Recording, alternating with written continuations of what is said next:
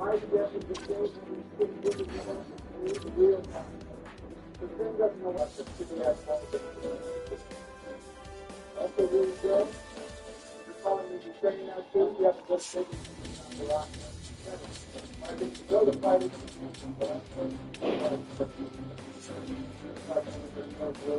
So again, I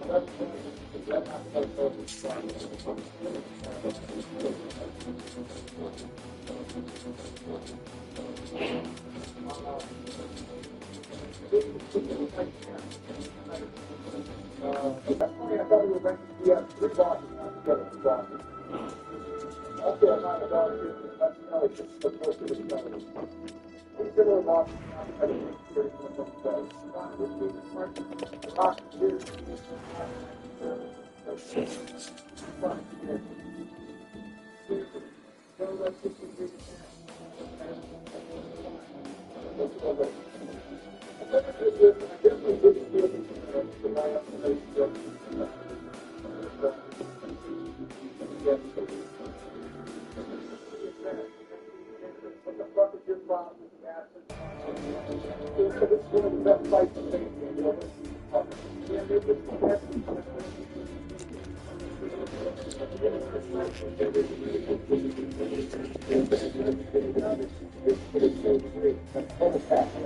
normally, I think it's the next show, but you guys are trying to I don't even know if you have no real facts. You can break all the drinks and you die before doing anything. Anyone that likes this fight is a high road to start. Okay.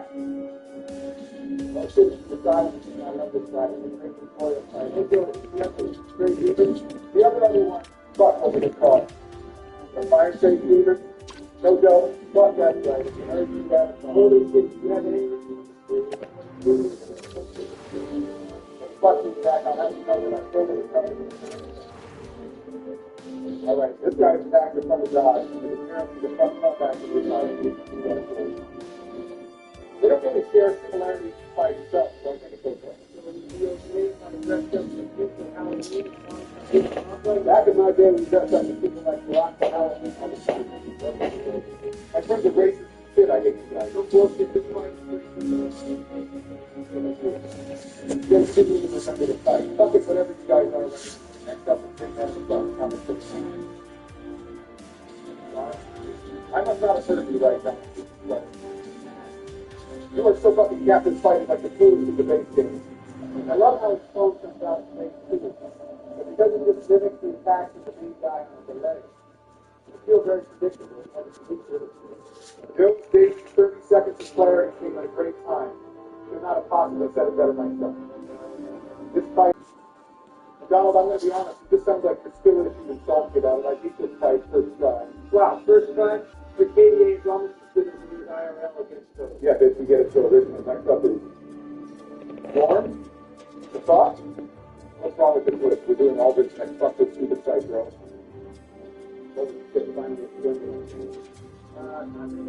Put her in Esperanza. If it's not Gwendolyn Joe, this guy like hates Gwendolyn. I would see if I'm good. Not if I do it for all this guys, please, we're on all this. What's up? I almost forgot how big it is the last one. Whatever, I think this fight is really solid. All the attacks of this punches and don't really make sense together. With the stealth actually makes sense because it takes all these different guys going to the house. That aspect of the fight is pretty cool, all of it. But none of the attacks are really all the fun to dodge on their own, which is more important to the quality of the fight than the teamwork. Hey, why don't they just bring in an atmosphere that time? Let's just put all this in peace so we can move on and stop listening to Bill get ripped up over this. They got to rip up Bill over the fucking activity. No, Bill. I'm fucking with it. Moving on, next up we actually have more. This fight is so lame. 17 September. God, this guy is he was 30 seconds to kill me. All his attacks finally, we can all agree together. I don't think it's as bad as the fight in FC, and it's pretty cool to give up the Dittmeyer to help him take on a ghost fight. You gave up the Super, Dittmeyer and the US.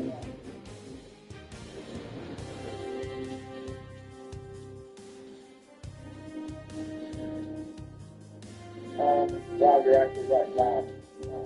Join well last after any of the schools, you won't be able to do that. Fuck you, man. That's just kind of a good fine. Thank you. Let's end it now with Dance to the Memorial Valley. This is just random stuff. That was sports joke. This fight hits so fucking hard, you know, it has my vote. Extremely varied moveset, so erratic, it's hard to predict. Bro, you're so lost. That's exactly why this fight is so mad. Yeah. Bosses in these games are supposed to be relatively predictable, otherwise you can't consistently dodge their attacks. It's lame as fuck when they move so erratically. If your daughter passes the juice, you must say, I fuck the hate of this fight, bro. That's low. Hey guys, I just looked up a video of this fight for the fucking Who cares, George? I care, man. I care. All the stuff fight for the shot. I got a piece of shit.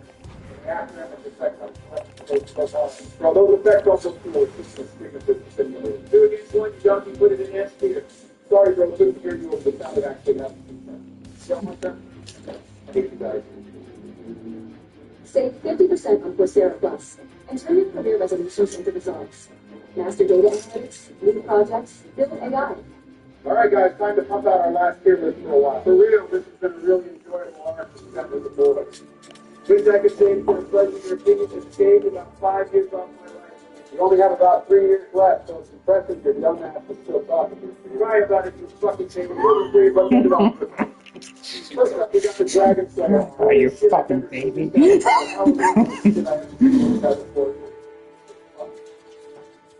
Never mind, whatever. Ignoring your guys' sarcasm and humility, this fight is pretty fun.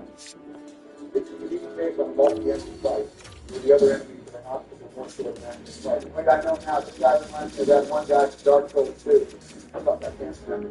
Don't worry, bro. When you're done sundown, and you'll remember it. And I can't believe you, Barack, you actually like this guy. Yes, I do. You love every time he takes his dog in this fucking series, bro. Literally, first time they see some Ornstein, And the only dragon for them. Sure. He has Ornstein's armor for lore implications, but doesn't actually fight anything like him, so it's okay. wow, the old season took targets. Bro, were you being annoying on purpose or just joke? I don't remember Ornstein having a fucking shield with 10 moonlight butterflies shooting at you the whole fight. It's coming from the mind of self-play, I think probably a little bit of both for us. Yeah, I'm just fucking with you. This fight is pretty good. We're just taking jokes there. Sorry, I thought you were upset. Here with the currents and competitors. This guy has the baby in the background, and I love that shit. No, you don't get to start talking about your childhood in the second boss. You're like 4 at least. This fight is pretty fun mechanically, actually. Definitely one of the more fun fights using the shield in DS3. I know I didn't hear that shit right. Fuck, you think you know, guy? No cap, no. Rudy! I thought you were better than you used to feel. So fucking embarrassing. I've got no one uses shield against the 2 hands, 2 on the other side. Yeah, I'll bust on Joe Bro to keep shit off his shield. Anyway, as I was saying, this fight is mechanically solid. I will prosecute. Donald, can you cut that shit out? It wasn't fucking last time you did You love this fight so fucking much. You must love this stupid Texas dragon talking so much. You can't hear yourself say this. You can't hear shit because this bastard won't stop talking. The real Barack the baby is trying to do something. But talk so fucking much. This fight is really fun. I love this fight. Whatever fine. Next up is the Huh? This fight goes so fucking hard. It's not fun. One of the most satisfying movesets to dodge in the series is the unbended grave or cool as shit. And it's like you get Jonesy to put his ankle away. So on real, it's so fucking fun how it's like a powered up version of the tutorial fight. Instead of the fan life, that's just getting worse the other way around. Fuck you, man, anyway. Instead of copy-pasting the fight again to show player progression like they did in DS1 with the Forest and Silent Demon, if you guys do up a new bowl, copyright the phrase, my bad. Who? The NBA player from Duke Bowl. I mean, who fucking asked, bro? No one cares. Thank you for sharing, Bill. God was just a hater. Champion Gunner is going straight to F tier. Champion Obama is going straight to hell with these terrible opinions. Whatever, Barack, pull up the next guy. Oh, this guy is cool. I like this guy, Barack. Who could have fucking guessed? This fight is kind of ass. The slower pace of Dark Souls makes the healing mechanic a slog. And his teleportation guarantee is like half the fight is spent running around. This guy knocked my socks off the first time I saw him. When was that Joe? Epstein's Island? If I had a nickel for every fight in this series you like that looked like young boys, I'd have 15 cents. This fight is straight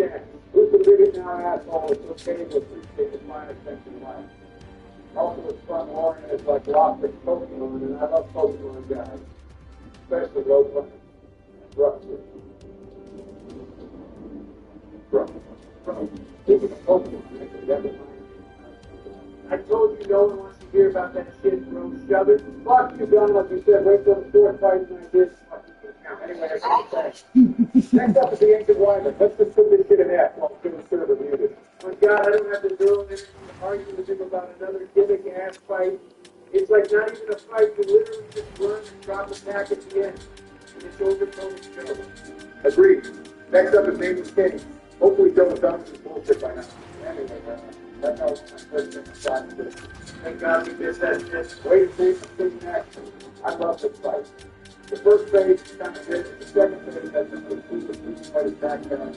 It has one of the exclusive advantages. It looks like Joe's napping timeout did some good. And first put the videos all day. This fight is easy as kids. What a cool world is this occurs to your two friends with such terrible opinions. I mean, really, guys, you think this shit is S tier? Yeah, no shit, man. Following the first phase mid is a huge undertaking. It's so bad it makes the action in phase 2 look like the second one. You are so fucking capped rock. This is the hypest fight of the game. This guy has been talked about since Dark Souls. Oh God, Joe Barack is lost. Let's just put it in S tier and move on. Fuck you guys. Shouldn't you two be busy hiding some documents in your garage or something? We can put him in S, but you two are tripping so hard you make Albert Thompson look like a freak.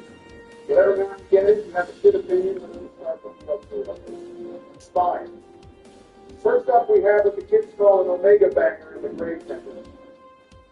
To be honest, I don't even know what grave they're sending. You literally fight them in the middle of shit. They're tending my grave after I fucking keel it over and died from water. It's like it's Wow, that actually went through. I think I just freezed them there. finally performed by the field standard. I think I just freezed the down stars. Kind of spitting.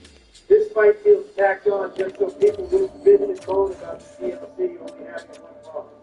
But in the process, they forgot to make the rest of the DLC work with For all your guys' shitty ass opinions, I knew I could count on you to dunk on this fight, thank God. It's not as offensively bad as the rest of the dog shit in F tier like Crystal City. Just take that shit back, Crystal City is closed. To finish up the Ariando DLC, we got Crystal City. Sister fried my fucking brains out by being busted ass fight. This fight is straight ass. And it's the shit people talk about when they say this game is Bloodborne enemy design with Dark Souls. Fucking green, One right. character back. Three fucking big one, three characters. One shot through into like half their combo. God fucking forbid a fight is hard in the DLC right now. Yeah, the fight is demanding, the creators have come to expect a lot from you as a player. More than I've come to expect from you as a functioning human, with real human brain cells into it. As many brain cells, hundreds even. This fight is goated and almost makes up for the rest of the DLC being overpriced dog shit in the A tier. I would say S, but you're basically... Oh my god, fuck off, really? Let's be real, and it's not like that. What's the matter? Broken can't afford it with the DLC. Yeah, what's the matter? Okay, bro. You're on thin fucking ice, like you better watch. Let's keep the bigotry down, guys. This is a role model. I would never step on anyone's toes. Like your fat ass, you kid. Fuck you, bro. Whatever, let's start the Ring City DLC next. The first fight is Demon Prince, and I'm not going to cap this, is the quintessential multi-enemy boss in the series today. We're getting this done. That's not what he needs, bro. The way these guys dance around is consistent with your clear timing to attack and skill. You gotta take that fucking offer. Not to mention, their attacks are visually very fun. There we go. Despite Fuck. the best efforts, I think you stumbled onto a right opinion. To be honest, these guys suffer from the DS2 curse. Who the fuck are these enemies even supposed to be, and why are they on my screen? The gameplay-wise, they're a few. Like don't talk about my daughter like that, you fucking pervert. Yeah, I don't know, to be honest, I don't like this fight. The randomness of their existence really takes me out of it. Like when you're eating corn pops, there's some stupid fucking boy at the bottom of it no one asks. You know, what are you even talking about, man? I shit, I meant popcorn. You know, like crackers. What did you just call me? I believe he called you a cracker jack. Fuck you guys, you know what I mean? Anyway, this fight is bad, yeah. L plus ratio plus you're as old as shit. This fight is straight to F. Let's get Hat Light out of the way, man. Is this even like a real fight without PvP? You literally walk up and slap his ass for 10 seconds to kill them? Yeah, bro, he just chucks those golden spears that you all fight. I kind of like Half-Light. Bro, I kind of like Half-Light. He's cute. I mean, it's cute how they summon a player into the fight. It's not really mechanically super impressive or well executed. executed, but I can respect them on making a better attempt at the looking glass night. I'm glad someone likes it, Joe. It would be a real shame if all 10 million DS3 players hated this D-tier ass fight. Let's get Meteor out of the way next. Fucking fart eater Meteor literally has spit in his name. He snitches on himself how dog shit is fighting. You're so fucking capped. This is the best dragon fight in the series. And might be overall the hardest fight in the series at that. I kind of like Dark Lurker. He looks like a Final Fantasy boss. That's the DS2 boss, Joe. We're on DS3. Ah, fuck, I keep forgetting. Oh, yeah, this guy goes hard. The Rocket feels like a monster in an enemy. My name is Obama, and I love fights that take 40 seconds to run back to that thing 15 minutes to beat while getting one shot by almost every attack. I was also a president, and that's debatable. 15 minutes? If you do no fucking damage to his body, anyone with a brain would try to hit his head, bro. You know what? I don't want to hear about it anymore. Can we move on to Gale? Holy shit. Sure, but don't think we've forgotten your dumbass didn't know to hit the head. Second to last, we got Slave Knight Gale. Careful, Donald, this guy's name is a touchy subject, which you know who is called. Oh shit, for real. Don't want you know who to feel weirded out when we talk about it. What the fuck is that supposed to mean? You two have been some real menaces tonight. Don't want to draw attention to it, Barack. It'll make it weird. Yeah, we don't want to make it weird. Sigh, whatever. Gale is probably the best fight in the entire series. Multiple phases that feel meaningfully different while they're all clearly the same fights. Lingering hitboxes that punish you for spam dodging. Some of the coolest particle effects in the series. What more can I say? I don't know if there's anything more to say. Barack, you've been spitting straight essays all fucking day, man. We get it. The fight is good. Okay, I'm putting him in S. Trump? Yeah? Nothing to bitch about? What do you want me to say, bro? Matthew Matosis or Joseph Anderson probably made a 3-hour video essay on why this fight goes hard. There's nothing left to talk about. Trump not having a purposefully shitty contrarian opinion for once, I think hell froze over. Don't worry, it won't be frozen for long if Barack's drones have anything to say about it. Just one fucking day without a drone joke. Last up, we got Soul of Cinder. You've been agreeing a lot today. Surely we all know he goes into S. For sure, man. Sorry I almost choked on my fucking water. God damn it. You think this nostalgia bait-ass fight seriously belongs in S? So fucking cool it turns into different chosen undead while you fight it. If only any of them had an actually interesting moveset to make the fight fun. You literally fight the protagonist from DS1. How could you end the series on a cooler note than that? Not every fight has to be super demanding mechanically, man. We have this conversation like every fucking day. The whole atmosphere of the fight is cool as shit. And it's a beautiful send-off to one of the best video game trilogies of all time. Yeah, the trilogy is so good we skipped one of them. Because that game has like 4,000 fucking bosses. Not because it's bad, and that's not the point, man. You two are so fucking wrong. This is the most overrated fight in gaming, I swear to God. Who has enough energy to be a part of like 40 different lawsuits and to still have such a dismal opinion. Whatever the tier list is done finally, it only took us fucking forever. To be honest, I feel kind of empty now that it's over. My balls are going to feel kind of...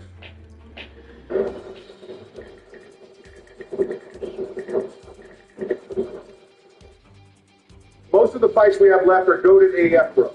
Banger after banger. The demons aren't. To be honest with you, I have just about no fucking clue why Miyazaki added these fights in there like literally identical to each other, dude. I think it's safe to slide both of these wannabe Wish knockoffs into D. Oh, what's the matter, bro? Little baby put a Silent Demon in B tier, but put two objectively better fights in D? Did you pop too many Xannies before the call, or what? Barack's right, you fucking Poindexter. It's intellectually dishonest to hold these fights to the same standard as the first enemy you fight in the game. Oh, sorry, what's that? All I can hear is some fucking baby man crying. What's the matter? Your daughter doesn't let you snip her hair anymore. While Trump is having his daily breakdown, let's try to continue Barack. Go ahead and lock them away in D tier. Finally, what a waste of fucking time. I swear to God, everyone in this call just talks to each other to make up shitty arguments to be debatable. Trump, when you were screen sharing your first playthrough, you literally said they're less useful than cushion. Let's do Centipede Demon next. Oh boy. Now this is a good-ass fight. These games are truly at their peak when all you can see is a bunch of fucking garbage because the shitty-ass camera coded in a 20-year-old engine clips inside the boss. Nothing gets me bricked up like fighting an enemy with long sweep attacks that spits lava while being able to see about jack and shit combined. All right, we get it, Donnie. You're the presidential equivalent of Eric Cartman, enough with the fucking sarcasm.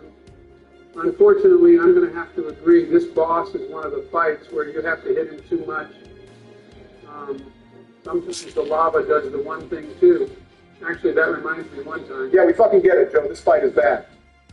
Also, who the hell okayed the lava? It's like 5 times brighter than anything else in this dark-ass game and makes a god-awful noise. It's like the developers thought the shitty camera wasn't enough and really wanted to make sure you had the full Helen Keller experience. Just put this shit in D tier. We all know it's ass. Hurry up. On God. Okay, I get it. Next up in the line of straight bangers, we got Bed of Chaos. Even calling this a fight feels offensive. Its arms are straight up hitbox score and shove you into the little glory holes constantly. The only good thing about this shit is thinking about having to do it again reminds me that things can always be worse. For real, Barack, this fight makes Dragon God and Yorm look like they belong in the fucking Louvre. BOC, on top of being complete unadulterated dog shit, also has one of the longest runbacks in the game and probably the series. BOC is cheeks and doesn't need any more justification to put it in F tier. No one likes this shit. Hey, wait now to be honest. Oh, fuck this. I think Trump sensed the bullshit that was seconds away from coming out of your mouth and left. All I was going to say was I think this fight gets a lot of unwarranted hate. Sorry, bros, I had a brain aneurysm and fucking died after hearing Uncle Joe start this gimmick fest. Hey, fuck you too, Jack. I listen to your opinions, even the shit ones, which are all of them. Cope and seed, bitch. Anyway, the point is I kind of like BBC. Bro? I said I kind of like BOC. It's not amazing or anything, but I can appreciate the developer's intention of making a wholly unique site.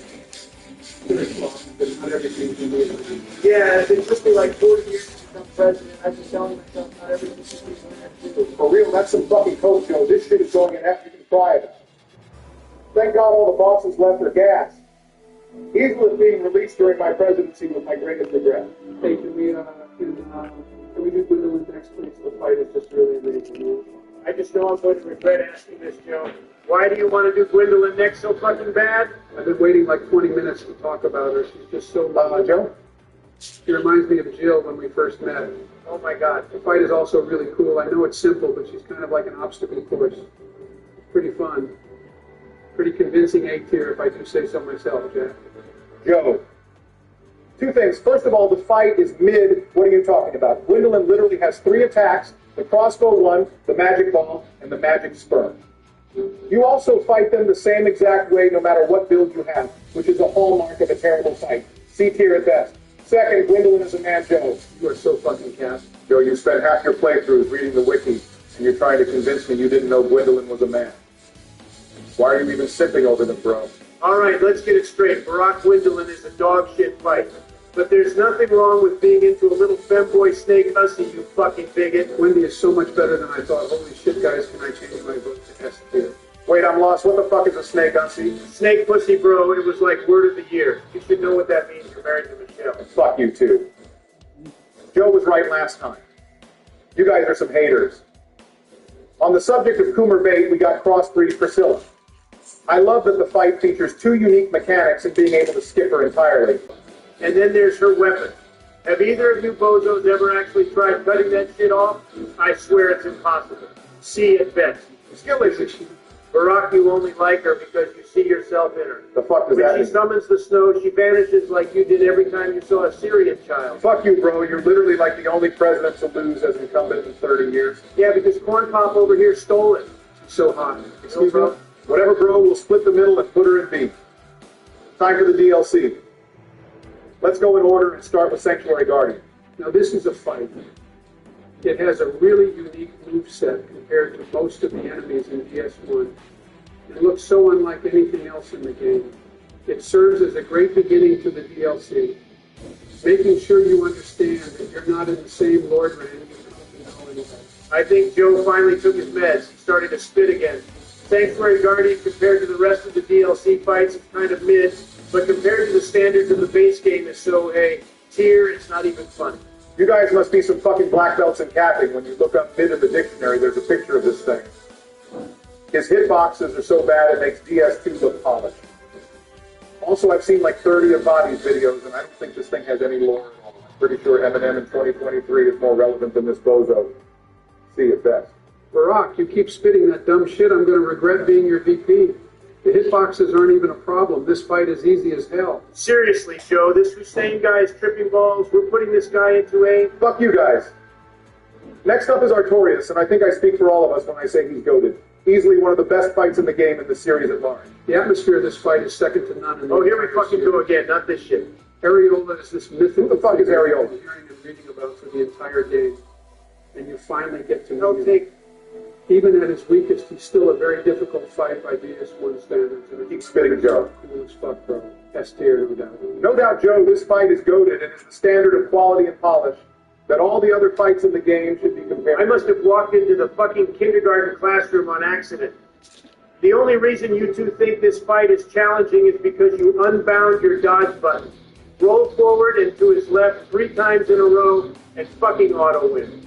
There's about as much mechanical skill expression as winning a round of Super Auto Pets.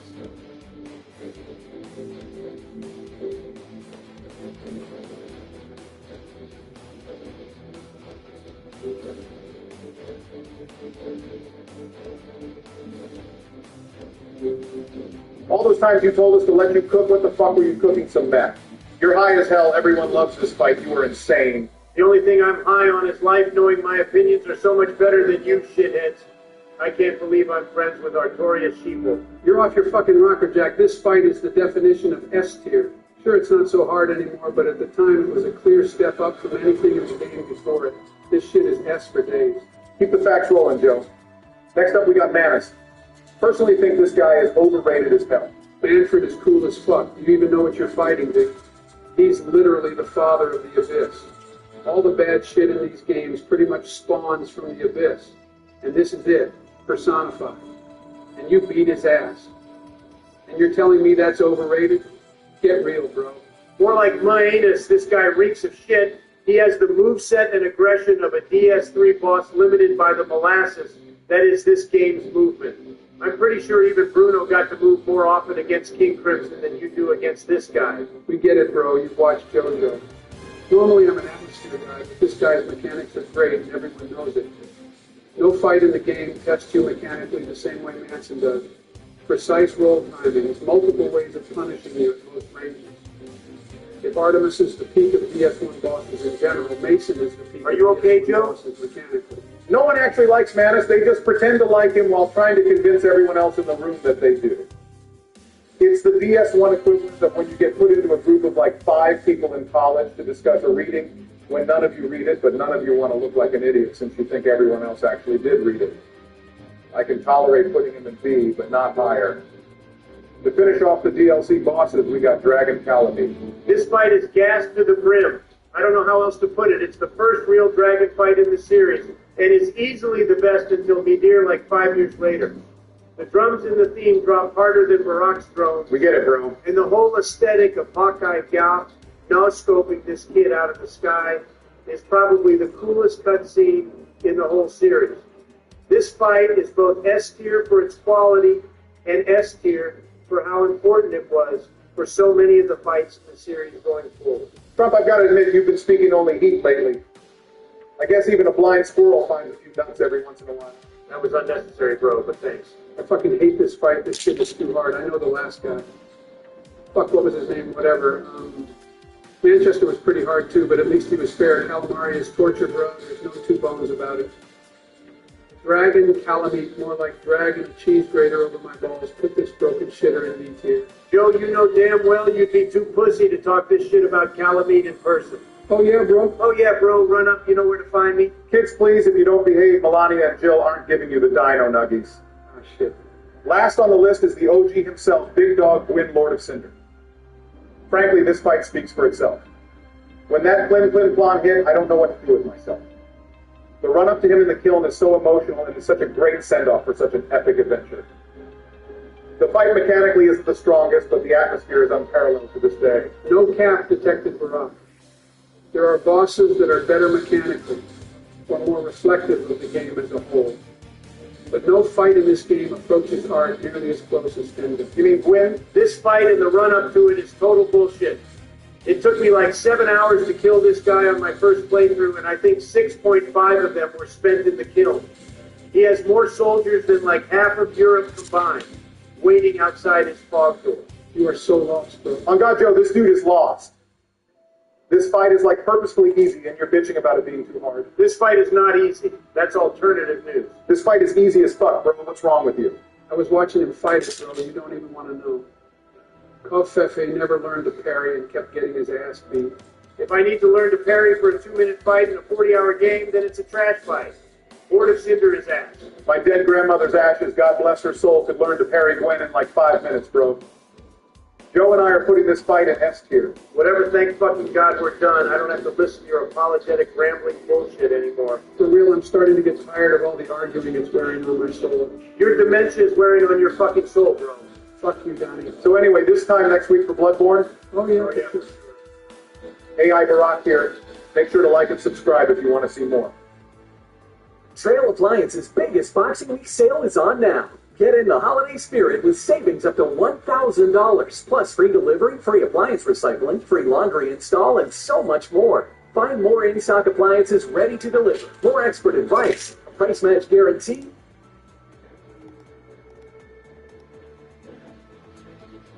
All right.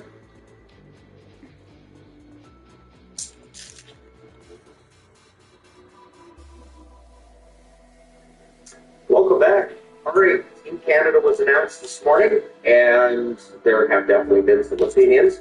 The first thing to keep in mind is the general manager, the coach, the same as at Four Nations. So they keep things the same as Four Nations as much as possible. Now, where it gets interesting is before that final game against the U.S., there was definitely some concerns about the way that this team had performed going into that final game. And then the final game, you win the final game, it's all fine. You basically can say everything worked out, so therefore our choices were the right ones. So Doug Armstrong is general manager. He's, of course, the general manager of the Blues as well. John Cooper, head coach. He is the head coach of the Tampa Bay Lightning. So for some of the players who made it onto this team, it's a familiarity thing. It's a, we won Four Nations with this team, so therefore we don't need to make changes, which I will be honest, I think is an issue that Canada's had before. I've talked about it before. Young players have a hard time breaking through. They go with the guys they're familiar with, and here we are. The forwards, we knew Connor McDavid, Sidney Crosby, Nathan McKinnon, Brayden Point, and Sam Reinhart were going to be here. Two other Tampa Bay Lightning forwards have been named to the team. Just one other Florida Panther, so it's a very Florida-heavy team between Tampa and Florida.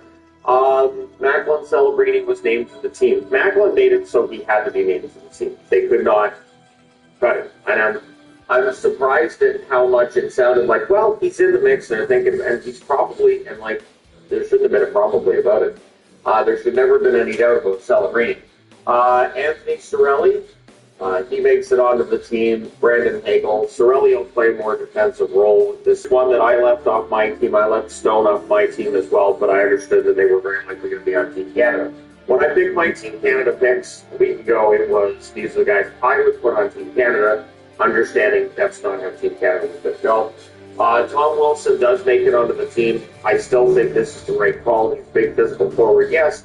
He is also a pretty good goal scorer this season. He's playing really well.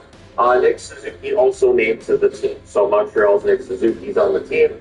It's a good forward group. I don't think there's a problem with the forward group. Now, from Four Nations, Travis Konecny, Seth Jarvis, and Sam Bennett are in. Bennett surprises everyone, including me. I think Sam Bennett right now is playing really well.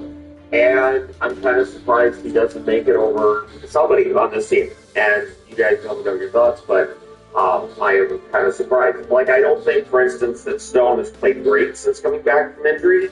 I think Stone could really benefit from the 3 weeks off, but that's me. And then on the blue line, you've got Cale Makar, who was named beforehand, so we knew Makar was going. You've got Drew Doughty of the LA Kings. There have been some reactions to Drew Doughty. Been a lot of reactions to the defense. I think Thomas Harley, brilliant pick. Harley's an excellent defenseman. Josh Morrissey, also a very good defenseman who's going to enjoy getting a break, I think, from where Winnipeg's at. It could help. It really could. Colton Pareko, of course, the St. Louis Blues. Travis Sanheim, I'm mildly surprised Sanheim is there. I say mildly because it's the exact same defense as they had last time out. Shane Theodore and Devon Taves rounding it out. Theodore's had a pretty good year. Taves, of course, familiar with Makar and all that, so that's where that goes. And then in net, you have Jordan Binnington's there. I would not have sent Jordan Binnington. I would have sent Mackenzie Blackwood. I would have considered Wedgwood. Like, maybe Binnington gets it together for the Olympics, but either way, you have Darcy Kemper, who's been hurt. He is now back, of course. Logan Thompson, finally, we see a situation where Thompson has to get named to the team and he gets named. But it is one of those things where it feels like they're there because they had to. They couldn't take Aiden Hill. Aiden Hill obviously is injured. And Sam Montembeault has had a brutal season, so they couldn't take him either. I think ideally they would like to have taken all of the exact same players they took to Four Nations. I think that's what they would like to have done. So Hill and Montembeault, once they're out, Konechny, Jarvis, and Bennett, as I mentioned up front, the defense stays exactly the same. So then it's a question of who got snubbed. Connor Bedard's name comes up. A lot of people mentioning Connor Bedard. I'm not going to disagree that Connor Bedard is an excellent young forward. I think he would perform very, very well on an Olympic stage. But they're going to stick with players they feel are more responsible as two-way players. Bedard's hurt right now, too, so that gives them an out as well. And his scoring, I believe it slowed down a little bit just before the injury. Not like a lot. He's still scoring very well when he's in the lineup. You can see the difference between when Chicago has him versus when they don't. But, yeah, they're going to justify Bedard not being there. Wyatt Johnston, that one doesn't surprise me as much. I think Wyatt Johnston is having an absolutely fantastic year. I don't know if it's they don't see him as good enough defensively or it's just we wanted to bring the same guys we brought to Four Nations.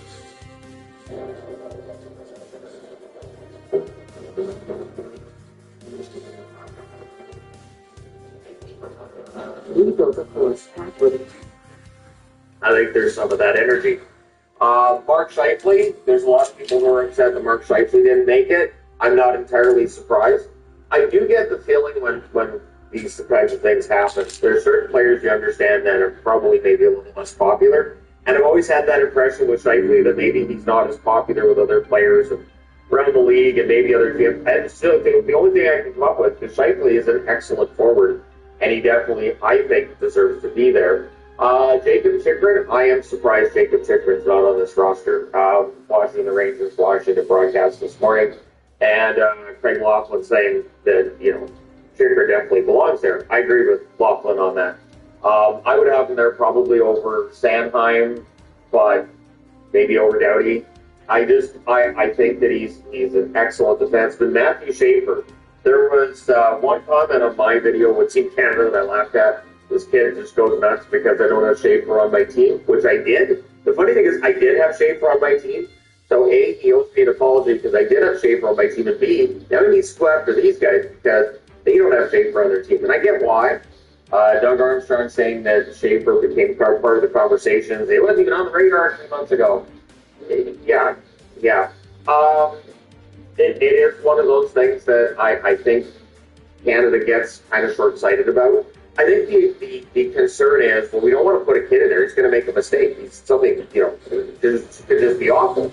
Which, fair, however, Schaefer's an excellent defenseman who I think belongs on the Olympic team. I know how young he is. I just haven't watched Islander games this year. I think he belongs there, personally.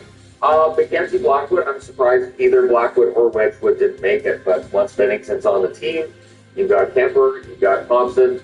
I do wonder who the number 3 goaltender is going to be in this situation. Keep in mind that there's always been discussions about whether or not Logan Thompson and Bruce Cassidy get along at all. Bruce Cassidy is one of the assistant coaches for this, so it could be a very interesting Olympics for people in Canada because if this defense doesn't hold up, and I'm not as down on this defense as some people are, but there is definitely just a sameness. Sort of, okay, so we're going to leave all this the same, and we'll bring in a few of these guys. I would have had more of a turnover than just 5 guys. You guys saw which team I would have picked.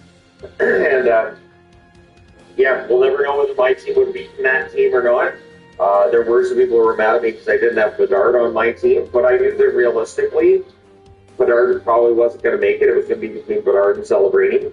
I knew putting Schaefer on my team, I knew thinking, I don't think Schaefer's going to get in there because of his age and because of a lack of familiarity by both Doug Armstrong and John Cooper with the player in comparison to the ones they're picking. So there we are. Let me know your thoughts in the comment section below. As always, hit like and subscribe in the event you may not have done so already. Thank you guys so much for all your support. It's greatly appreciated. I will talk to you again soon.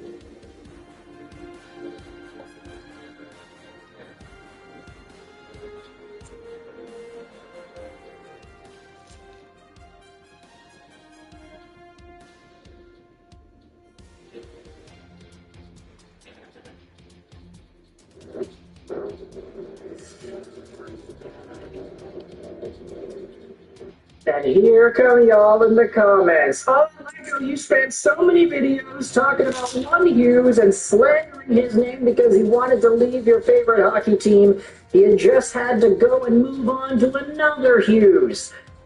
And yeah, that's kind of true. But I'll be honest here, I'm speaking to y'all from the perspective of a disgruntled and upset fantasy hockey owner who owns Jack Hughes in multiple leagues. Dude, what is going on with this guy? It's like he came back from injury and just forgot how to play hockey. And I get it. There are a number of things that you can dive into that explain, invalidate, or even excuse the lack of production that Jack Hughes has had upon his return to the New Jersey Devils. I had this guy on my IR for weeks because he cut his hand on a glass. Freak accident that nobody's going to expand on, but one that seems like something along the lines of Jack Hughes leaning against a glass thing in a hotel and then it gave way, something like that. I don't know. But Jack Hughes, before he got injured with the freak accident on the glass, was one of the most productive players in the NHL, point per game wise and points wise. The guy was on fire. But ever since he ended up coming back from injury, the guy's got 0 points in his last 3 games, only 1 goal in the 4-game sample since returning. The New Jersey Devils have lost all of their games. They haven't been scoring much. Jack Hughes has been a minus player in all these games despite playing 20-plus minutes a night. And I think I speak for everybody who owns Jack Hughes and fantasy teams when I say we are not happy. Now, the world doesn't revolve around fantasy hockey. I'm just using this as an excuse to go out there and talk about the guy. But, as I said, there are some potential reasons that you can find that explain this lack of production and this inability to get things going. Here's a video from the Brat Pack on Twitter. It's yesterday's New Jersey and Toronto Maple Leafs game, that in which the Maple Leafs ended up shutting out New Jersey.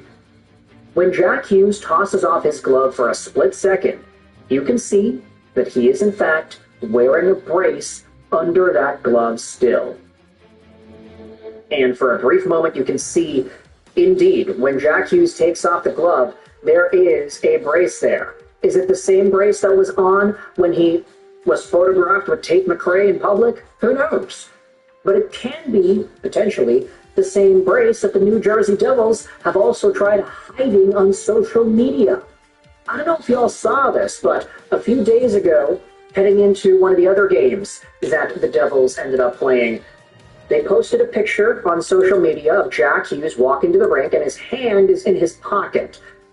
But, looking at the shadow, you can see that there might actually be some finagling going on in regards to the truth of the guy's hand. He had his hand in the pocket, but the shadow showed it out and about with a brace on it, or at least that's what it looks like. If Jack Hughes is still freaking hurt, what in the world is he doing going out there and playing games, getting double shifted, getting all these minutes, and looking like a shade of himself?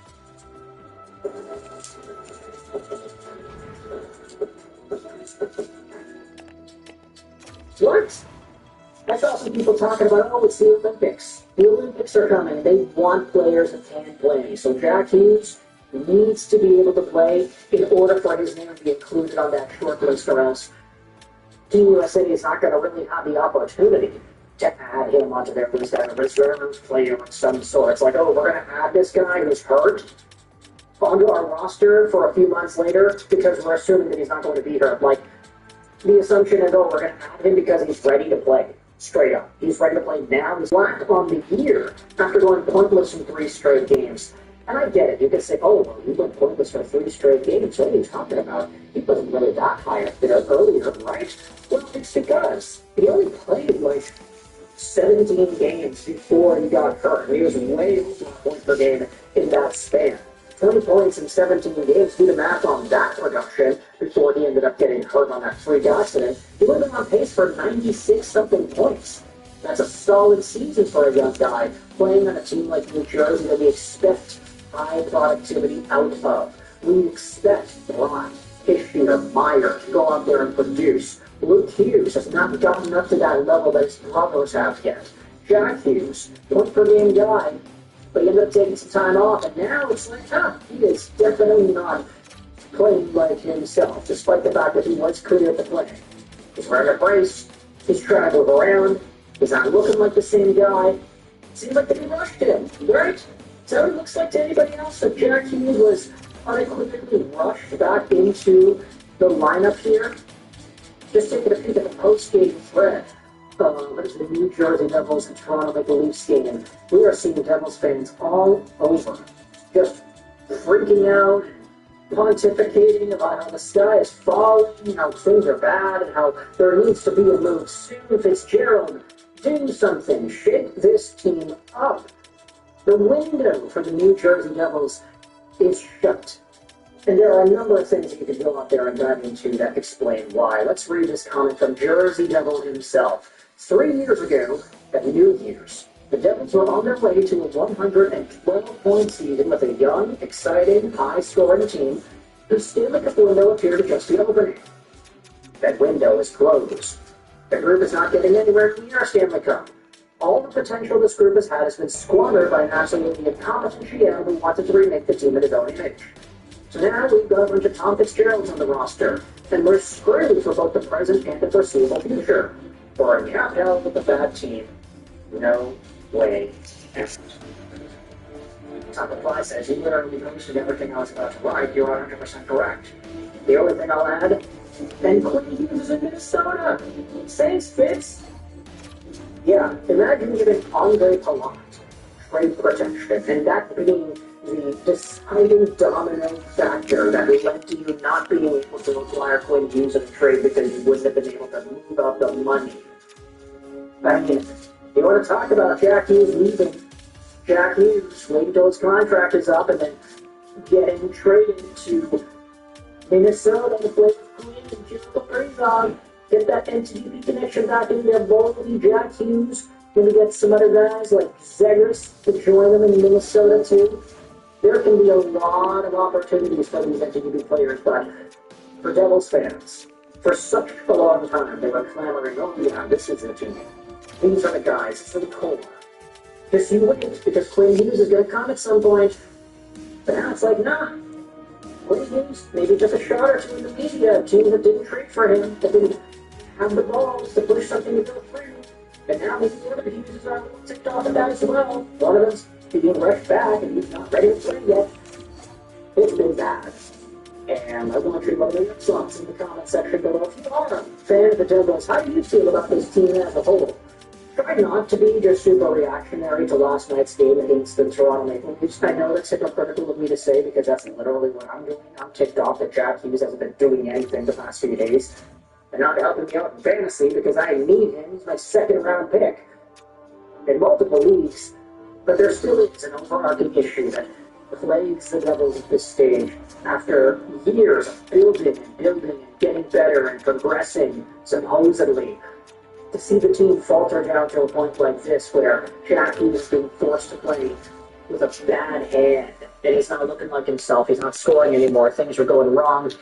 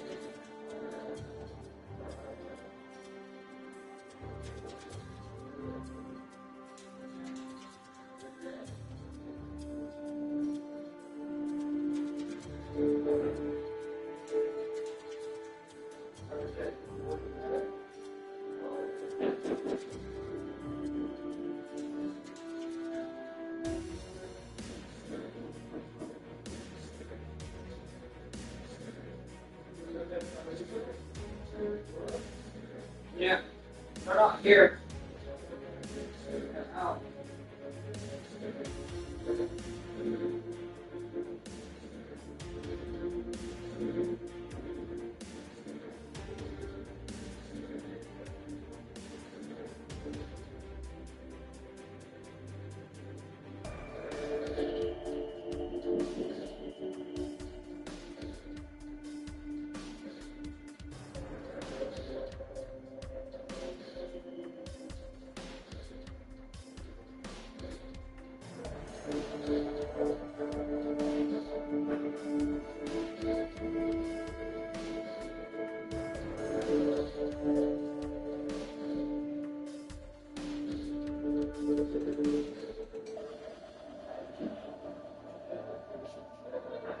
Oh, come on.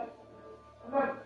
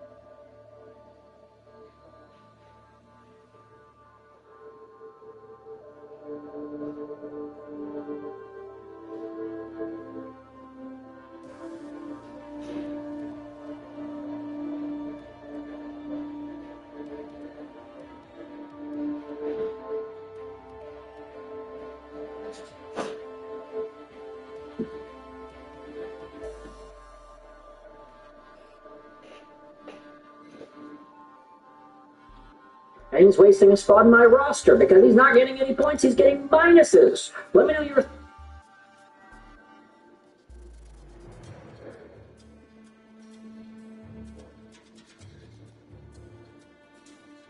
The closest to bald head you can get, but we all know Joe got an internet plan. Donald would have 2 days or whatever. It might be even good that it's me, since I will be the least offensive person of the group when it comes to rating people in any way, shape, or form. Put some respect on the Don's name. I already proved that it's not a 50 years ago on that lip card Jimmy Fallon show. I just take care of my hair so much that it looks too perfect. You think it's fake.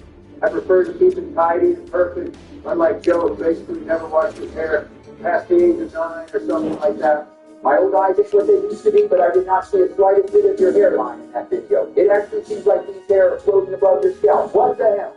Trump's questionable hairline aside, let's actually start the ranking of some celebrities who don't fool themselves and just take it like a man and shave it all off. And first one is Tony Fantana. And I remember that this guy used to be serious trick, and his reviews were kind of the general public view. But when he gave My Beautiful Dark Twisted Fantasy a decent 6 out of 10, and Beyonce's country album 8 out of 10, that's when I lost my shit. He can't truly hope for anything better than a D tier for me. And he's possibly the worst wrong person for this list. But we need to wait for some more ratings to see if that's true. Okay, man, but look at it that way. She's hot. Now, she doesn't hold a candle to your bunda. She would need to combine the force of Nicki Minaj and Cardi B to maybe fuse something like your thick ass. No, I didn't come in here to hear some old fart drool over my butt, so go and get some fucking helmet. But like I said, she's hot, so that kind of validates the rating. You can believe me that I would go for a Beyonce cowgirl, if you know what I mean. You're fired. I won't spend any more time on your disgusting fantasies, and we'll move on with the list. And Dean Norris is a phenomenal actor, and even Breaking Bad alone proves it, and he is a really chill guy. And he provided us with his brain rot era when he read basically whatever was sent to him for a small price. So he was certified S tier all around. He liked The Rock, is also S tier, but I don't agree. You see, his WWF and WWE stuff was amazing. He was a great entertainer. He also was decent in movies, but as time gone on, he became more PG and more fake, and he's been openly lying about everything. So I just can't rate him, with all honesty, at anything higher than B tier. Even though I have massive respect for what his career has been before he became an empty husk of a celebrity. Oh, it's my boy Jeff. We might have had some disagreements in the past, sure, but now we're chilling and we both know all about making paper, so you better put some respect on his name. Dude, that guy's a lizard, okay? And so is Obama, so that is only more of a reason for him to put his lizard brother in the S tier. Yeah. How funny you are, John. Anyway, I'm going to be putting Bezos in the T tier because this greedy fuck would sell his own brother if that was the only thing that could save him from not being a billionaire. Yeah, tell him, Barry, eat the rich. Donnie, I want to eat you up. Come here to Papa Joey. If you do as much and start going in my general direction, I swear to Mama that I'm one that'll strike us right away. Yeah. So settle down, both of you, and J.K. Simmons is a phenomenal actor. He's been in countless movies, and he also voiced many of these famous cartoon characters.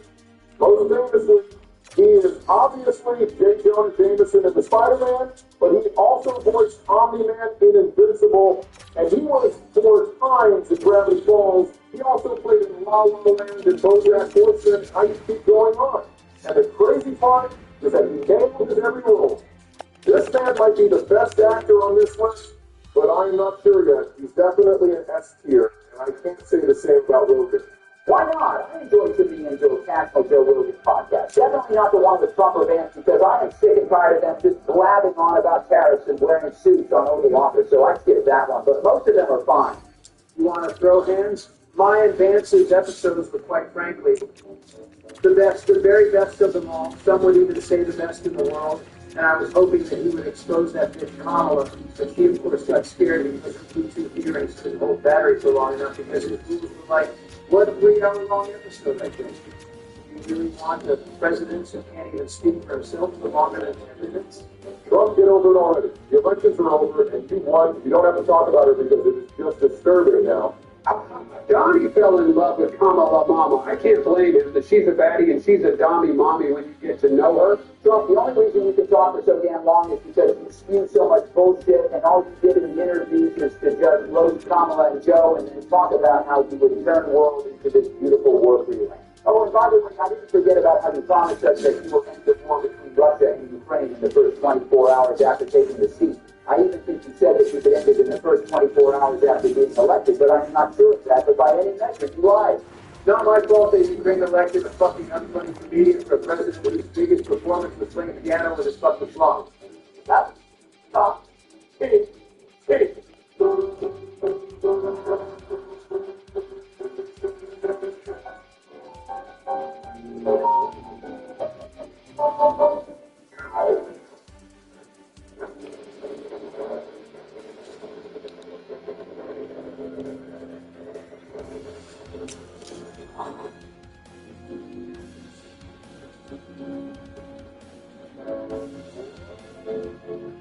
What the hell did my eyes witness? Oh man, if he would do that performance in White House during my term, I would increase military aid for Ukraine by at least 300%. What an absolute artist, the legendary Ludwig van Betho's dick. I don't even know how we got from talking about Zelensky playing piano with his genitals, but I refuse to fuel it any further. Rogan is going to the C tier, and that is because he originally was one of the best podcasts. Like, he was racking in millions, inviting exciting guests, including many big celebrities, and having deep conversations with them that were just free-form. No timer, no determined topics before broadcasting, just being real.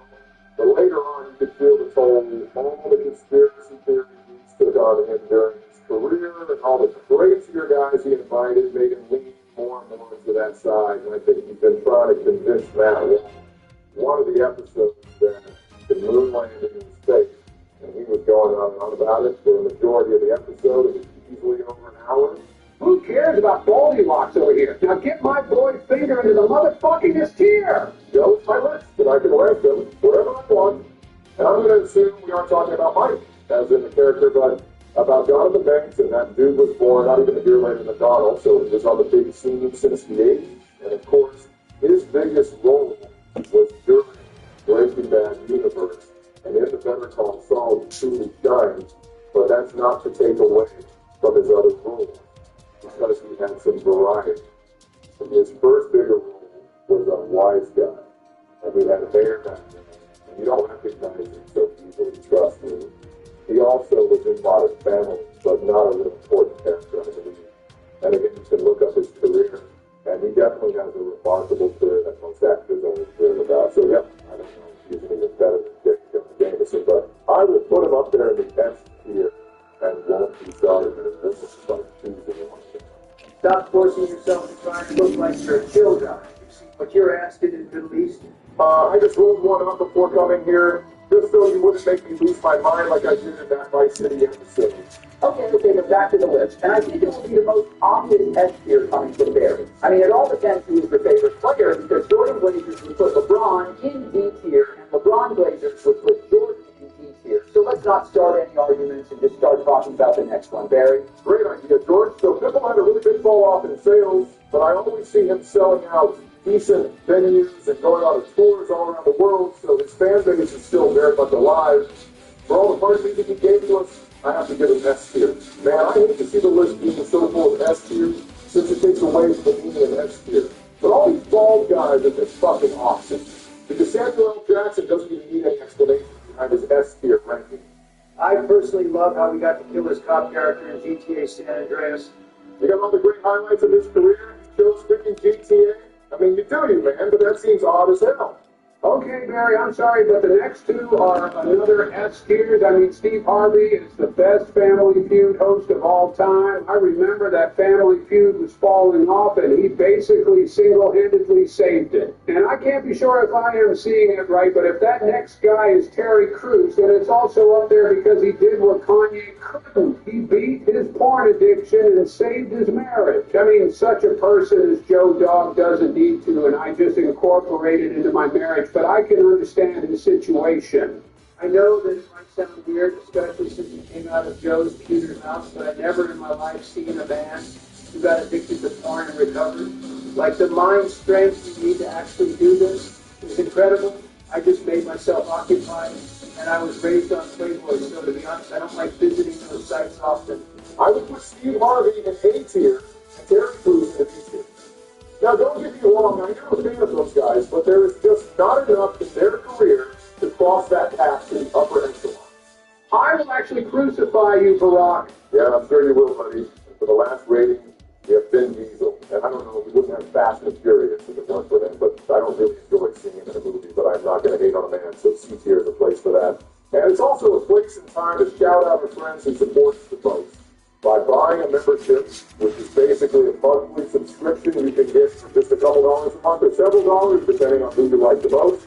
And in return, you get a badge that is visible in your name. When you comment under a video, or when you post of ours, and you have a couple of emotions, but it's mostly just a way of supporting us.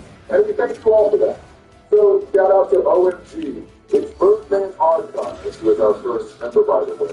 And to the latest Super Santas. And shout out to my N-word, Jacob the Big B Bowling. And of course, the K31 owner, he probably misses the gas prices that we had under my terms. Shut the hell up, you war criminal, and let me talk. Shout out to Rolex 1330. We will see you this Saturday for the second Lego Star Wars episode. What's going on, you poor people? As a phenomenal businessman, I will be ranking the logos of some of the biggest brands in the world, whether it's a fast food chain or a big tech company. And we have some of them to go through, so I might as well just start with the first one in S tier. I usually don't like minimalistic logos, but this one makes the cut because it's just perfect. Only thing I can harp on is that it's the modern gray version because I used to prefer the black one I had on my first iPhone, but it's still good. Like, you cannot tell me with a straight face that any logo in the history of Apple is ever better than this. I'm pretty sure Joe got something to say about this, but he can wait until we get to the next Apple logo. I hope he will not get to talk at all, but I also hope someone at DK will find his remnants of a brain and remove this shitty logo. It looks like the most generic logo you would create for a cartoon. Like, if you would put Krusty Krab between these buns, it would look on point, and that's exactly why I stopped eating Whoppers or any other Burger King item. It goes to the depths of F tier. I gotta agree. When I was driving by one Burger King, and I saw the new logo, I just was miserable. It's such a small thing, but it makes you think about why they changed those logos. You know, Barry, I think it's just the cycle of life. When I was just a wee little Biden, I remember that all the logos back then looked like some ancient scriptures from Mesopotamia, but then they changed into those vintage brown thingamabobbers, and then they turned futuristic 3D like we've seen with all the social medias in mid-2000s, and now they just started looking all flat and minimalistic. And it sometimes turned out to actually be good because the next two are going to straight S tier. And I forgot to tell everybody that this is not a logo tier list, but logo redesign tier list. But logo tier list sounds better and going to do better on the search engine. So, yeah, you got clickbaited heavily, but Chrome obviously slapped the perfect design, even though I don't have a fucking clue why we decided on those four colors. And Discord new logo is actually better because now it looks like actual controller. And I think that's what Discord was aiming for with this icon. So it's way better now. I remember everybody was hating on this simplified logo, and the old one had this sharp look about it that made it look more boring. I don't really know what words would fit in here. Look here, Cowboy, I don't care. Now look, because of the overly minimalistic style, people tend to dislike any type of simplification of the logos. But when your brand is widely recognized, like Domino's, probably also because of that road pavement stuff when they would fix the potholes on public roads and stamp their logo on it. You don't need to have any words on it, and it's simpler to put on something small because you will not have problems with reading words if there are none. Red and blue combo is still easily recognized, so that's yet another S tier. Putting almost every logo in S tier to the bottom. Yeah, it seems like a very reasonable list, doesn't it? Well, I also had to put it in S tier because Domino's Pizza is banging, and I also offloaded Lava Cake along with it. Whenever I'm allowed to dig out, I order some Domino's, and I always get a sandwich along with my pizza. It can be really any sandwich, but chicken habanero are going to be my favorite one. Just don't order it every time for it to not get bored of it. Did you know that just call me Obama? Okay, that's a big thing for me too. Let me finish my last speech. And we have a Mozilla Firefox, Google and Microsoft Edge logo in line, and I believe that I am speaking for everybody when I say that Firefox logo didn't need to change at all. I mean, when they figured out their logo with this fox around the globe back in Windows XP days, that was it. It was the perfect logo, and everybody recognized it. It didn't even look old at all. And that simplified logo doesn't change the formula. It just changes fox into some flaming globe into some purple ball. So that's a fucking F tier. As for this Google logo, I actually got used to it by now. An old one did look dated, so that would be A tier. Nothing big, but an improvement. But Edge is Microsoft trying to rebrand Internet Explorer into something based on Chromium engine, and at every step they yell, hey, you really don't need Chrome, you know that we are as good, right? And it's really pathetic, so that's D tier because it is better than Explorer, but who would prefer this over Chrome? Hear me out though. What you can do on Chrome, you can Google, you can post on Facebook, and guess what you do on Microsoft Edge? You're edging! If that's not an S tier material, then I don't know what is. You're fucking stupid. But what is not stupid is this KFC logo. You have Connor Sanders, you have all three letters in red color. What else do you need? That's clear. MasterCard is synonymous for cash, and the dog fucks for cash. I think personally this logo looks way better than the old one on several of my cards. I think I have about 20 with MasterCard logo, like 15 with Visa. Why in the hell would you need that many cards? That's how multi-billionaires roll, but I need a different credit card for different occasions. For example, I have one exclusively for going through the McDonald's drive-thru. And it's also the one with the biggest credit on it. Yeah, the cashback on that thing is probably bigger than your income, but my credit score is already maxed out, but it's probably still lower than your actual age. Now, Pepsi was an F tier, no questions asked, and that Spotify logo is a no-brainer S tier. That one you would recognize anywhere, and it does the job perfectly. New Starbucks logo is a mixed bag. It has the green background, which works better than the black background, but the Starbucks coffee around it could work better on those buildings. C tier, because it looks good on coffee cups. I think I see the biggest problem with this tier list that we should have corrected at the beginning. All the logos here aren't alone, but have their previous version included, but they are not back-to-back on this list, which make it a lot more confusing. Barack Hussein Obama II, you foolish person, how could you not realize the mistake you made in your speech? McDonald's Corporation clearly features only one logo in this tier list, which means not all the logos here have their previous nor future versions. Imagine getting owned by deteriorating 80-year-old demented ass. You're gonna be me, pal. Now for the Windows, it's clearly B tier. It looks good, but I will never, for the love of everything, understand why they just took the life out of this logo and turned it all blue. Even their company name is usually written in blue. The Windows logo is blue to represent the Windows operating system within the broader Microsoft ecosystem. Blue is a color that has been associated with tranquility and a connection to the representation of a window, as well as being the hue that Microsoft has chosen for their core software brand identity. The Windows logo has evolved over time, but the consistent use of blue reinforces its connection to the operating system and its purpose. So, set your Google AI overview ass up. Then it's blue because it represents the fucking blue screen I get every time I click on the hot milks in my area. Or it's blue because it represents your two balls. And what the fuck is this LMNOP ass logo? I'm pretty sure this is from way before when rainbow wasn't widely used to represent sexual minorities. Oh, so it's like a rainbow in the sky? It's exactly like that. Oh, okay, then I can get behind that. No diddy, though. I suppose it's cool and definitely looks more alive than the gray one, but I still don't get the rainbow thing instead of making it green. That's true. If I look at this logo back in the day when Apple wasn't so big, I would assume it's a toy brand for kids. It was to stand out and show everyone that they have color in their operating systems, because back then I don't think anybody had colored operating systems, well, at least not anyone big enough to compete. Microsoft did it like, what, 3 years later? Makes sense, I guess. But it's D tier, it's still not terrible, so it still does belong to the depths of F tier hell, like those other abominations of design. Now, what you're witnessing is the greatest Burger King logo in the history of humankind. I don't think anyone else would say otherwise. S tier, and I don't even remember this Chrome logo, but it looks super corny. F tier for this thing. Now, this old Discord logo, as I said before, it does not resemble a game controller at all. But I appreciate how it's wider than the new one, B tier. No wonder the widest fucking president we had said William Howard Taft likes it because it's wide. Big phone, well said. Not my fault that they starved your ass as a kid. And talk about being fed well. Domino's whole logo wasn't bad, and as I said before, it's just slightly more difficult to fit in small spaces. I'd say it goes only a tier below the revamped one. And Windows logo from the late 90s is A tier. It is just good, but not neat. Now I'm kind of confused because why would someone get another relatively new Firefox logo on this list instead of the one we all love and use, like the one from mid-2000s? I don't have a clue, but it at least is slightly resembling actual Fox, so that is the only good thing about it. And that's why I decided that one tier above each newer Firefox will be a good place for it. But now the Google one that had these 3D letters, I kind of hate it, I kind of love it.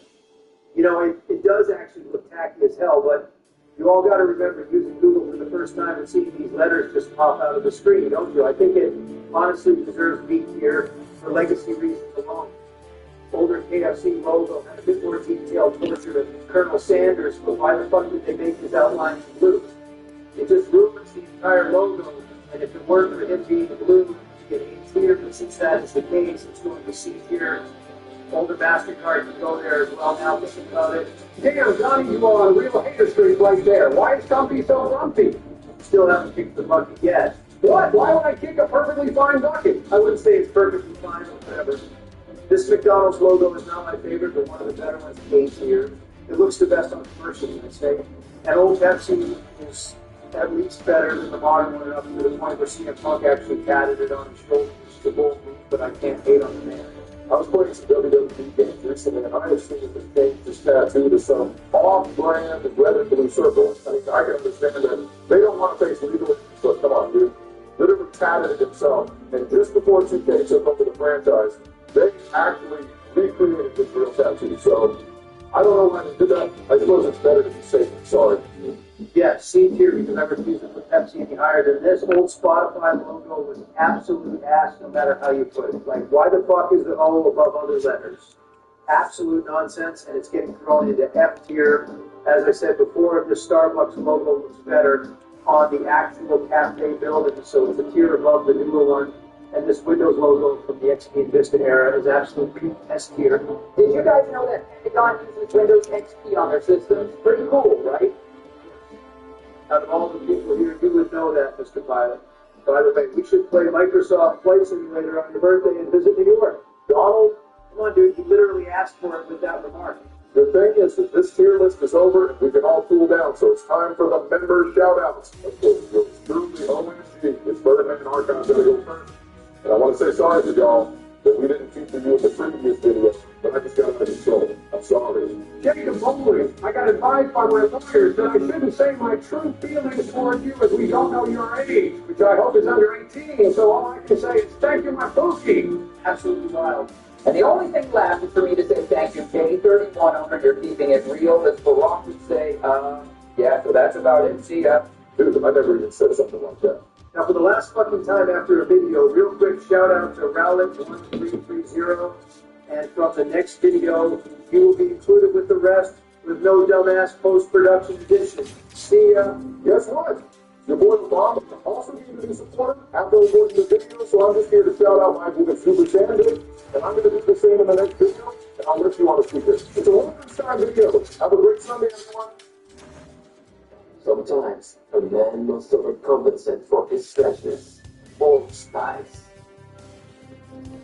Chicos, hice todo lo posible, pero simplemente no quiso evitar que el 11 inicial fuera lo más viejo posible. What the hell did this knuckle-ass guy just say? Did you forget we are on the voice staff with American President Pepsi? They will nuke the entire world before learning other language than English? Well, the fucking who? Why would we when our language is so good that the entire world agreed to it being the universal language? We simply don't need any lesser languages in our life. Sorry, bro, I got caught. Like in a video like that sometimes. So, my bad. What I wanted to say was that I tried to tell Joe to get some young blood in it, but it just shows the only possible lineup in his current squad. So he will be playing with a bunch of old assets. Before you ask him why he talks like that, he's living in Miami now, so he learned English from the worst possible environment. So much happened, and I didn't even get a chance to explain what is happening. Okay, so Donald will be playing as Manchester United, and Joe is Chelsea. Sean's got his custom character on the goal, while Joe went left midfield, and don't ask me why. The squads are a mixed bag between current and from the 2019, because this is FIFA 19, and Val got some help with setting up the team from Ronaldo, while Joe got some help from Messi. And if this video will do good enough in the channel, we will make a second edition of Oval Office stuff, and we may add some people or change something. We will see. This guy looks nothing like nothing. Guess what? This game is at 6-4, so the character creation is more limited, and I'm not willing to spend 5 hours in it to play 10 minutes and barely see him. If you did, that's your problem.